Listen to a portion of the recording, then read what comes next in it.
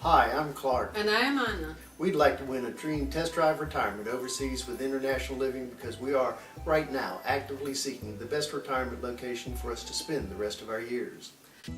Let's leave the USA and head south towards the country of Ecuador. On our map, we see the capital city of Quito, and stretching south from there, we see the Pan American Highway, which leads us to the city of Cuenca, 276 miles away. We pass through the cities of Ambato and then Riobamba, and we also pass the volcanoes of Cotopaxi and Chimborazo before dropping down into the Rio Chanchan River basin. Let's take a closer look in an aerial view of what it would be like to travel from Quito down the E35 or the Pan American Highway, shown in blue, south through some of the richest agricultural areas of the Altiplano. Just 17 miles south of Quito, we pass the volcano Cotopaxi at 19,347 feet.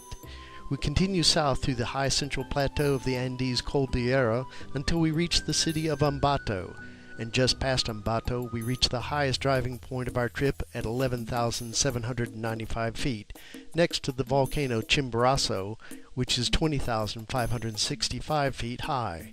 It is the highest point from the center of the Earth, actually closer to outer space than the peak of Everest, due to the equatorial bulge of the Earth. We then pass through the city of Riobamba, headed for the lowest point of our trip. You can see in the graph how much the altitude varies up and down. The trip takes us through several high passes before finally dropping down into the Rio Chanchan River basin, which is at 5,235 feet, roughly the same altitude as Denver, Colorado.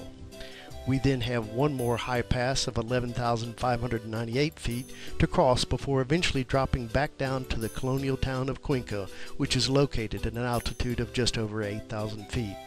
As we drop down into the valley of Cuenca, we enter an area of eternal springtime, where we will thoroughly investigate every aspect of retiring in Ecuador. I am a trained nurse, and I will report on all health coverage aspects of living in Ecuador. We feel we can best investigate the possibilities of living in Ecuador based on our wide travel and living experience.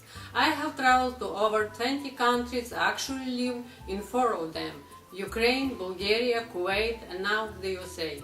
And I've been fortunate enough to have visited 64 countries.